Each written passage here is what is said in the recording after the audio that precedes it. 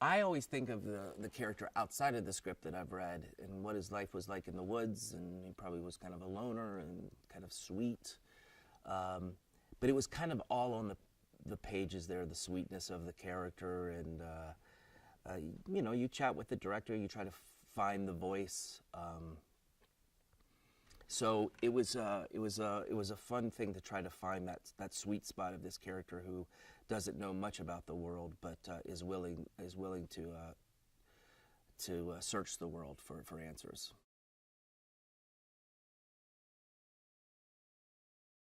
I think he knows himself, but he doesn't have a lot of social graces interacting with I guess humans. But I would imagine he was lonely, but content, but just had some curiosity about what it was like outside of the woods. So I think he was curious and lonely at the same time. I would have stayed in the woods if I were him.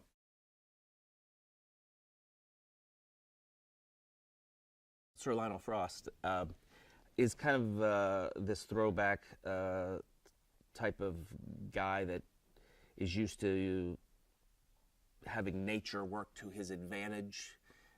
He wants to take advantage of this creature in the woods, and I think throughout the movie, you see that relationship of man and beast is kind of softened a little bit, and I think it's nice to see. It's not a regular man and beast story. The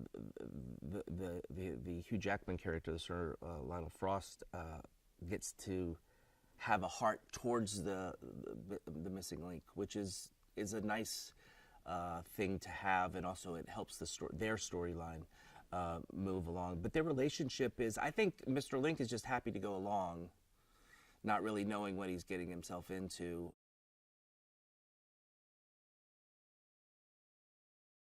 He's a gentleman, and he's got a bit of a soft side to him. I think the prize of finding him was his goal, and not really caring that much to know him. But he's forced to know this sweet 7-foot plus creature, and kind of gets to form a friendship with him. That I guess he wasn't maybe expecting.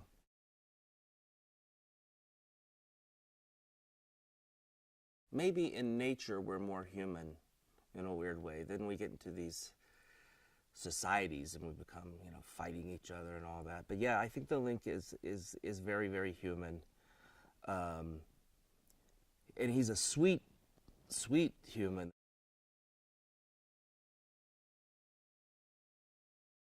The animation, to me, is the real. That's what I would like to know. I would love to sit there with the artist and go, how did you, so is there somebody standing in front of you to make the face that you're thinking about with the dialogue? That, to me, is the real talent, how they figure that part out.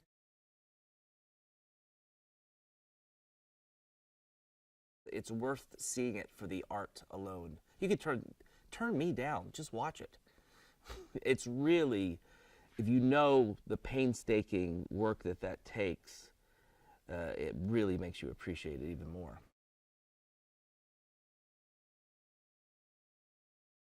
One of the themes is that this weird missing link character is allowed to be goofy and lovable and against social graces, but he is allowed to be himself, and also realizing that what he thought his happiness was turned out not to be the case. But there are a lot of themes in this movie. Friendship, seeing the world is a really big theme, to get out of your comfort zone and to open your eyes to other ways of how people live.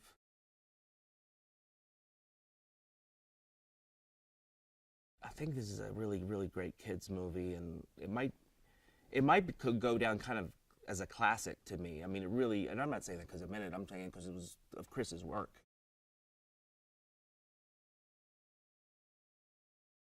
You just want to get a rise out of people. And with a movie like this, where you're really kind of like all the pieces have come together, I think the audience is gonna come to that conclusion on their own, that they're gonna walk away. I mean, there's some really funny parts in it. It's a really great story, and the artwork is tremendous.